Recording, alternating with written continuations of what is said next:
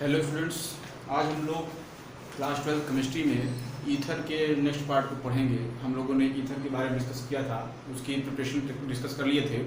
आज हम लोग ईथर की प्रॉपर्टीज़ के बारे में डिस्कस करेंगे। ठीक है, तो पहले हम लोग देखते हैं physical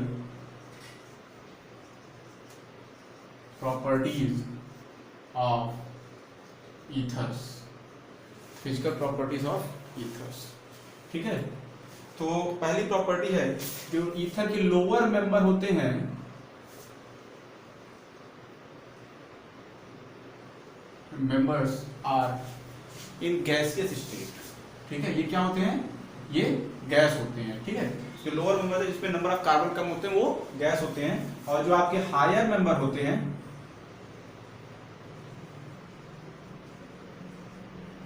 higher members, they are in liquid state with low boiling point, low dp boiling point। ठीक है, ओके। उसके बाद आपका ईथर में आपको पता है कि आपको डायपोल मूवमेंट मिलता है ईथर में। क्यों? क्योंकि इसमें एक इलेक्ट्रोनेगेटिव एलिमेंट मिलता है जिसको आप कहते हैं ऑक्सीजन। ऑक्सीजन इलेक्ट्रोनेगेटिव एलिमेंट होने की वजह से आपका क्या होता है, फॉर एग्जांपल जैसे ROR। ठीक है, ये आपका जो है इसमें डायपोल मूवमेंट मिलता है। क्यों? इधर की तरफ इलेक्ट्रॉन डेंसिटी है, इधर की तरफ इलेक्ट्रॉन डेंसिटी है, तो ओवरऑल जो इलेक्ट्रॉन डेंसिटी है वो ऐसे मिल रही है आपको। ठीक है, इधर ओवरऑल इलेक्ट्रॉन डेंसिटी क्या मिल रही है? इस तरीके से मिल रही है। ठीक है, उसका डायरेक्शन अपवर्ड डायरेक्शन में इस तरह का डायरेक्शन दिया हुआ है, जिसकी वजह से आप क्या हुआ, इधर आपका अलग पोल मिलेगा और इधर अलग पोल मिलेगा, जिसकी वजह से इसकी पोलैरिटी चेंज हो रही है और ये आपका डायपोल मूवमेंट क्रिएट करेगा। ठीक है, उसके बाद अगर जब बात करते हैं हम लोग बॉइलिंग पॉइंट की, तो बॉइलिंग पॉइंट सिंपली इनका बॉइलिंग पॉइंट अल्कोहल से कम होता है, less than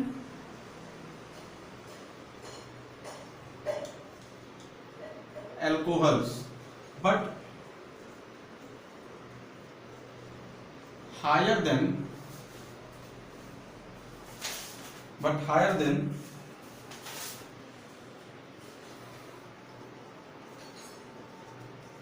compared to hydrocarbon.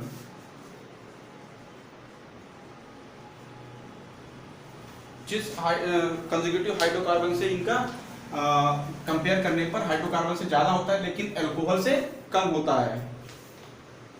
ठीक है, अल्कोहल से कम होता है। एक विद एग्जांपल दे रहे हैं इसको हम, कि एग्जांपल के साथ ये कैसे आपका आप बता सकते हैं। ठीक है, तो इसमें देखिए, अगर आपका मिथनॉल है, मिथॉक्सी मेथेन है और आपका मीथेन है, तो इसमें जो आपका बॉइलिंग पॉइंट का ऑर्डर होगा वो ऑर्डर ये होगा। सबसे ज्यादा अल्कोहल का होगा, फिर उसके बाद क्या होगा इसका मेथॉक्सी मेथेन का होगा, फिर एथेन का होगा। ठीक है, तो ये आपका इनका बॉइलिंग पॉइंट का ये ऑर्डर मिलेगा। ठीक, नाउ नेक्स्ट अगर सॉल्युबिलिटी की बात करें,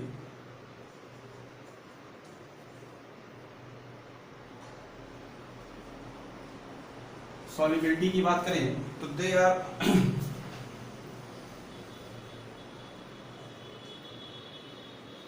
comparable to alcohol.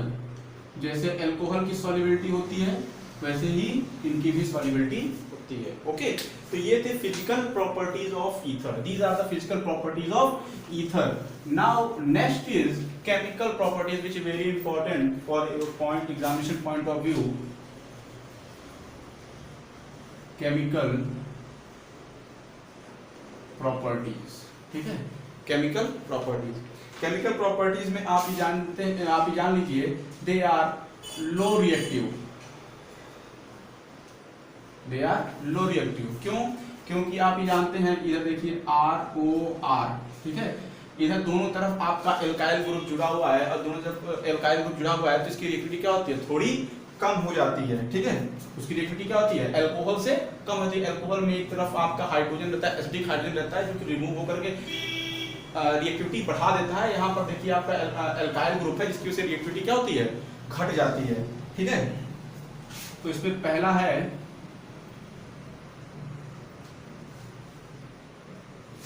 reaction with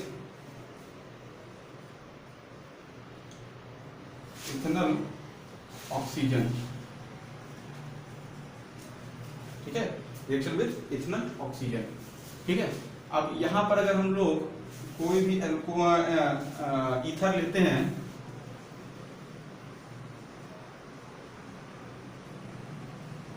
इसको ऑक्सीजन से ट्रीट करवाएं इन द प्रेजेंस ऑफ लाइट, ठीक है, तो ये क्या बनाएगा, पराक्सी कंपाउंड को फॉर्म करेगा। क्या बनाएगा, पराक्सी कंपाउंड को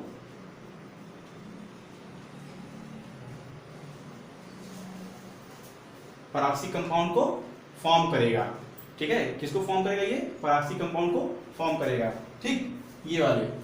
okay, now second is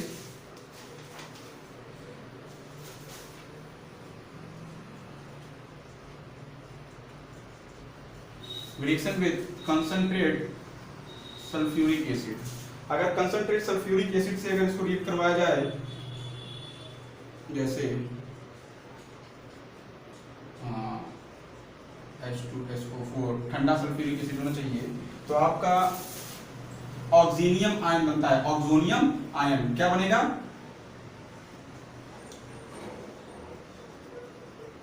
oxonium ion,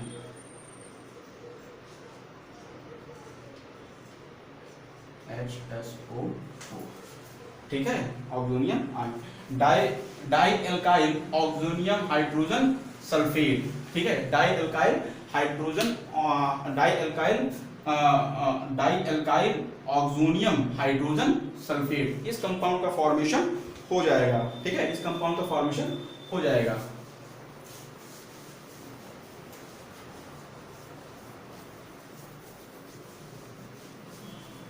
Now next is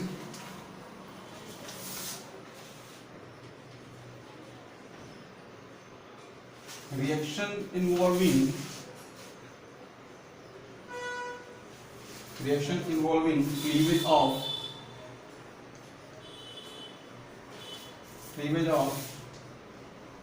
CO bonds, ठीक है। तो इसमें पहला है बाई हाइड्रोजन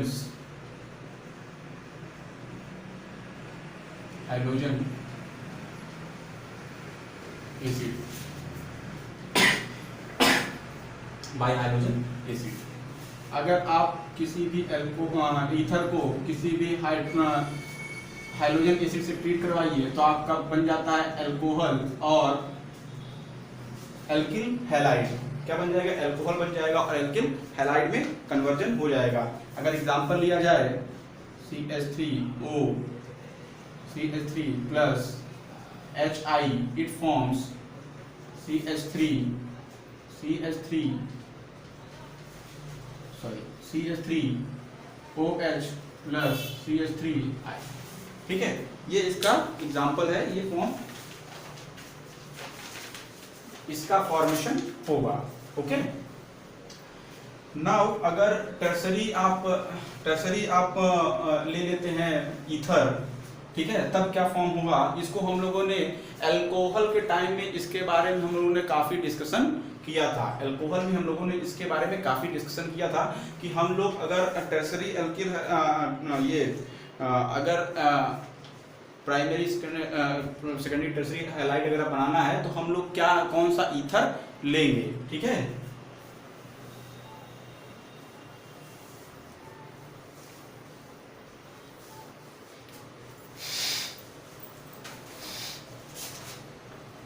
ठीक है, तो अगर हमारे पास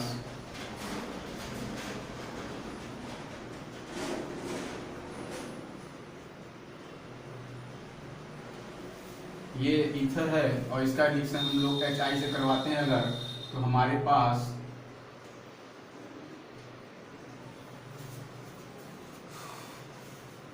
टर्सरी हैलाइड बनेगा और प्राइमरी अल्कोहल का फॉर्मेशन हो जाएगा, ठीक है। सेकंड, अगर हम लोग एल्किल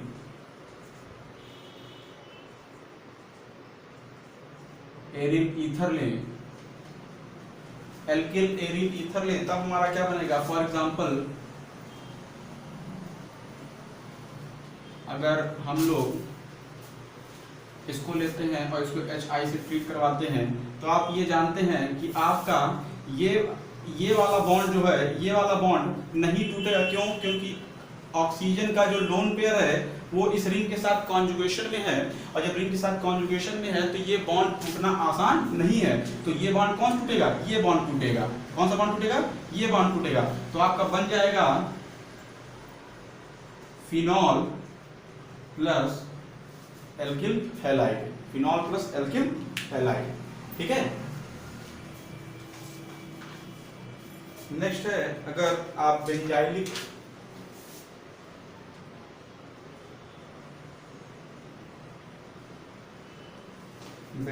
ग्रुप अगर लीजिए आप,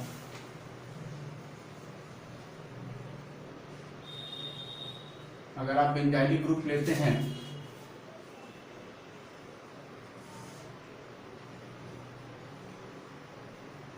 ठीक है, अगर आपने बेंजाइलिक ग्रुप लिया तो आपका इस बॉन्ड का फॉर्मेशन क्या होगा? यहां पर से होगा। क्यों? क्योंकि इसमें जो आपका कार्बन आयन बनेगा वो इसके साथ कंजुगेशन में रहेगा। क्या करेगा? इसके साथ कंजुगेशन में रहेगा। ठीक है। तो आपका जो कंपाउंड बनेगा हैलाइड वो ये बनेगा और ये अल्कोहल बनेगा, ये अल्कोहल। ठीक है। तो ये आपका सिंपली ये आपका केमिकल रिएक्शन थे, सिंपल केमिकल रिएक्शन थे। अब हम लोग आ जाते हैं जो इंपॉर्टेंट है आपका रिंग बेस्ड केमिकल रिएक्शन, जो आपके हैं रिंग सब्स्टिट्यूशन रिएक्शन है। ठीक है। नेक्स्ट कौन सा होगा? रिंग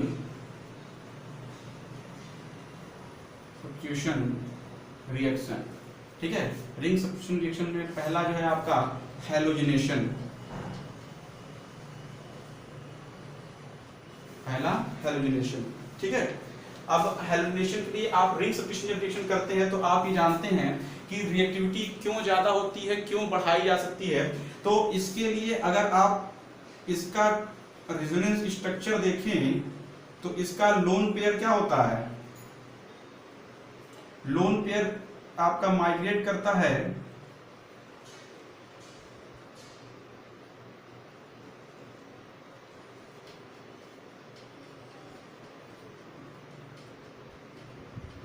ठीक है, और ये आपके रेजोनेटिंग स्ट्रक्चर इसके बनते हैं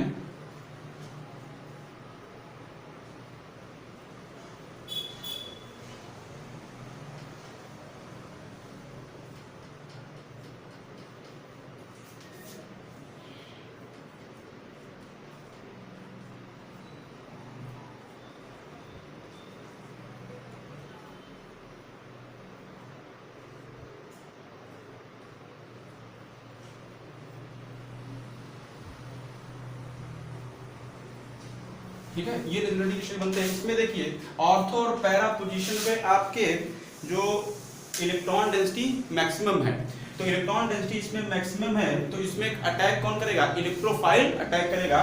तो इसमें आप कौन सा रिएक्शन होगा? Electrophilic substitution reaction. कौन सी रिएक्शन होगी? Electrophilic substitution reaction. तो इलेक्ट्रोफिलिक सब्स्टिट्यूशन रिएक्शन में सबसे पहले हम लोग का हैलोजिनेशन, और इसकी रिएक्टिविटी कम होती है, इसीलिए ऑर्थो पैरा कंपाउंड ही केवल फॉर्म होंगे, ये ट्राई सब्स्टिट्यूट कंपाउंड का फॉर्मेशन नहीं करेगा। तो अगर आप एनिसोल लीजिए और उसको ब्रोमीन से रिएक्ट करवाइए इन the presence of acetic acid, तो आपका ऑर्थो ब्रोमो एनिसोल और पैरा ब्रोमो एनिसोल बन जाएगा, पैरा ब्रोमो एनिसोल बन जाएगा। ठीक है। पैरा ब्रोमो एनिसोल बन जाएगा। ओके।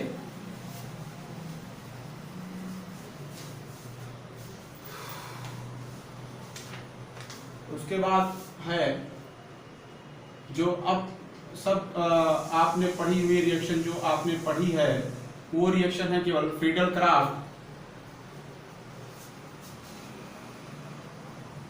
Alkylation and acylation. ठीक है। Friedel craft alkylation and acylation. आप एनिसोल को ट्रीट करवाइए किसी एल्किल हैलाइड से और इन the presence of anhydrous aluminium chloride, तो आपको जो कंपाउंड है वो कंपाउंड बनेगा ऑर्थोमेथॉक्सीटोलुइन प्लस पैरामेथॉक्सीटोलुइन। ठीक है, इसी तरह आपका अगर आपने एनिजोल लिया और आपने एसिल हैलाइड लिया, क्या लिया, acyl halide in the presence of aluminium chloride anhydrous aluminium chloride, तो आपका जो कंपाउंड है वो फॉर्म होगा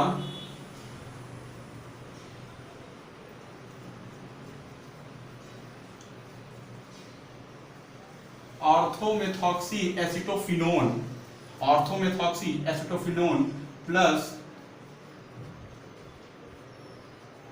पैरामेथॉक्सी एसिटोफिनोन, ऑर्थोमेथॉक्सी एसिटोफिनोन और पैरामेथॉक्सी एसिटोफिनोन का फॉर्मेशन हो जाएगा। ठीक है, ये आपका फिडेल-क्रॉफ्ट एल्काइलेशन एंड एसाइलेशन था। Next reaction is simply, next reaction is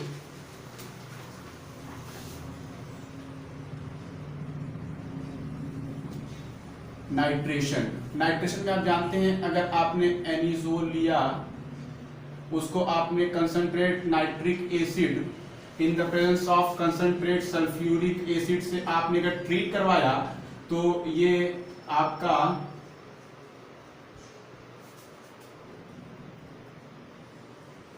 ऑर्थोनाइट्रो anisole और पैरानाइट्रो एनिजोल में कन्वर्ट हो जाएगा। ठीक है, तो ये इसकी केमिकल प्रॉपर्टीज थी जिसके बेसिस पे हम लोग इसकी प्रॉपर्टी को डिस्कस करते हैं। आई होप आप लोग समझ में आएगा, they are very important according to your examination point of view. ठीक है, नाउ यहाँ पर से आपके चैप्टर भी फिनिश हो जाता है।